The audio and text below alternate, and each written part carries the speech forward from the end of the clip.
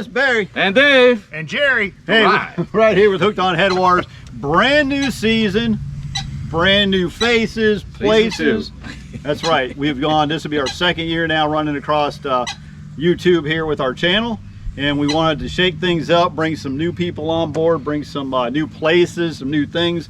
Just change the formatting up a little bit, keep you guys entertained, keep you coming back. And for all you folks that are up north coming down for vacation this year, you're looking for a guide. We searched around for, you know, we don't just open a book and go, that guy, okay? We take our time, we find somebody who is qualified, been in the area for a long time, and Jerry fit, he checked off every single box he checked off. Knowledge, been here, I'm local, he's local, so I like the local guys. Anyway, he's run it, air boating to bass boating, caught every fish that you can imagine. So we're going to talk a little bit to Jerry here today, but the big thing is, you guys are coming down, hit us up if you're looking for those guide trips. Let us know. Jerry's information is going to be on here as well. You can give him a shot, and I tell you, you will not be disappointed. This guy catches fish. So all right, I'm going to the camera. You going to camera. See ya. There goes Dave. Yeah, no, some things never change. Dave goes back behind the camera. So he gets out of here before he hides. Before it gets bad. That's it. But all right, so moving forward here, Gerry Bramlett, give us a rundown so everybody knows, how long you been fishing the area. We'll just go through some general stuff. So my name's Gerry Bramlett.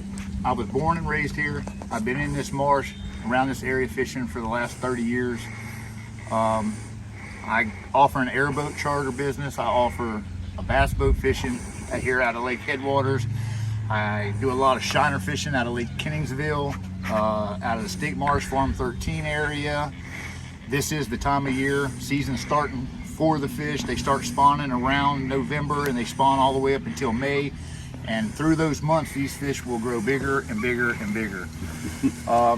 So, this is the time of year, it's cool. These fronts come in and these fish move in on these beds, and when they're on bed, they're active, and when they come off of bed, they're extremely aggressive. And all they do is eat. So you can come in Headwaters right now and you can fish these hydrilla flats where this hydrilla is matted up. These drop-offs where the canals are. You can shiner fish them, you can fluke fish them, you can buzzbait fish them, you can topwater, zare spook, devil horses.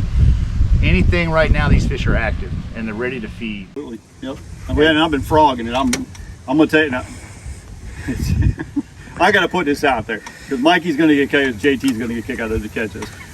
Mikey always mentions JT on his videos, right? JT. And I'm like, why is Mikey always mentioning JT all the time? Well, I'm sitting out here working, telling Dave, man, you know what I'm doing today? What? Oh, I'm out here working JT's method of working the frog. That's right. So we're doing a little bit of top water, walking the frog deal. So JT, hats off to you. Mikey, I'm glad you kept mentioning JT. And JT's a smart guy, and you follow the pros. It makes sense. So I've been having a ball working this frog deal. So that being said, what is your go-to? Let's say this past week, what lure have you really liked? I was out here Saturday fishing these sawgrass pockets. And these sawgrass pockets, they're about 50 yards by 50 yards, and in between them it's 14, 16 foot deep.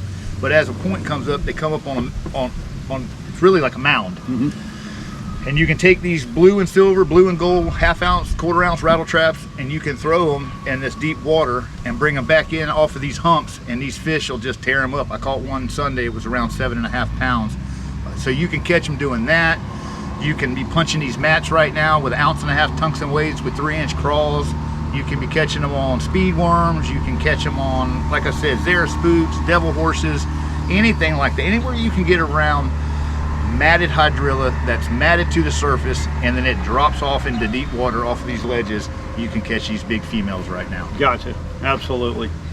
Okay, yeah, and part of that, what's going to be good, we're going to combine a lot of the stuff that Jerry's talking about with this, how we break down the lake. And I know you've seen those. We break down the lake, so we'll be showing you some of these areas that he's talking about to kind of reference up, for the local guys that just kind of looking for, how do I fish this lake? And then of course when the guys come down and hook up with you to take a trip, you'll be putting them on. And the cool thing about taking a trip with Jerry is you're going to get an education. You're not just going to go out there, catch a bunch of fish, go, okay, great. you're going to go out there, you're going to catch a bunch of fish, but he's also going to kind of school you a little bit on, hey, here's how you catch fish. Here's some tips that you can take back home with you to your home waters, and very well be able to just increase your catch ratio back home as well. So, you know, right now, you know, especially with the airboat charter, it's not only a fishing trip. I mean, once you leave that landing, I mean, you're going places that 90% of the public cannot get to. I've ever seen. You know, in a bass boat, you can get there, you see things, but in this airboat, you know, you're climbing hills, you're running down the top of levees, you're dropping off in other areas, and you're going to where these fish have not been pressured. There hasn't been anybody around them, they haven't been caught, and to throw a shiner in there on them right now, I mean, you're literally talking about 40, 50 fish days with fish in the 7, 8, 9, 10 pound range, and that's common. It's common to catch them like that this time of year. Yeah. Absolutely. All right, Gerry, appreciate it. We're going to go ahead at this time, yes, sir. And Dave's going to go ahead and give us the kayak update of the week. We're going to go to that right now. Dave here with Hooked on Headwaters, bringing you the kayak fishing report. This week's report was submitted by my buddy Paul Lopato. He was on Forks Marsh yesterday. The conditions were great for kayaking, but not so great for fishing. As you all know, it was the day before the front rolled in.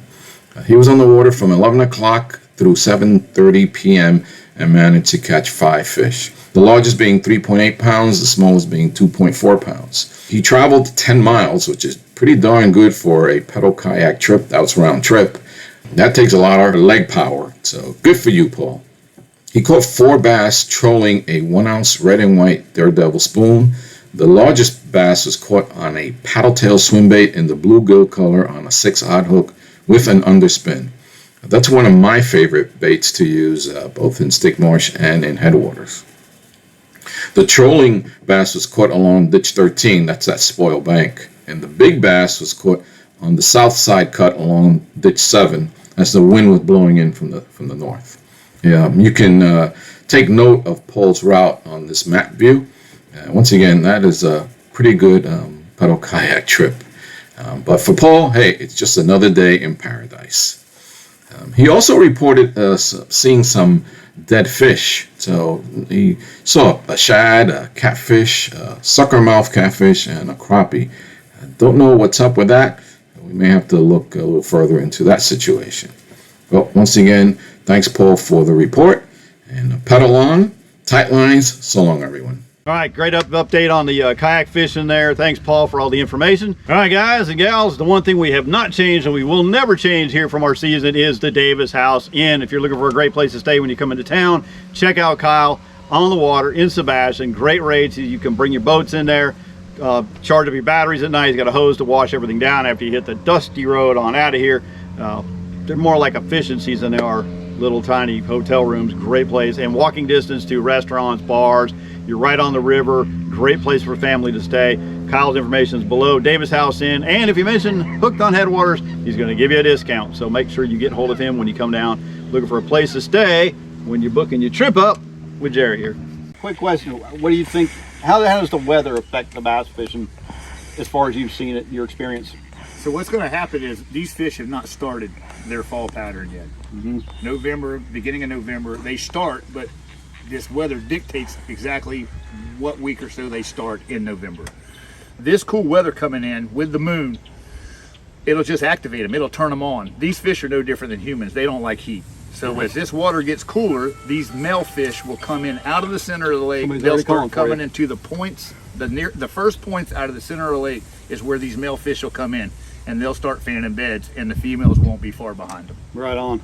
Man, it's going to be a good year out here. I can feel it. It's going to be a good year. It's already nicer this year than it was last year. So it's getting ready to start right now. Yeah, absolutely. All right, fantastic. All right, folks, that's going to wrap it up for this edition of Hooked on Headwaters. Thank you very much. As always, please hit the subscribe, like button, comment below. Please comment below any questions you have, for Gerry, anything you need to know.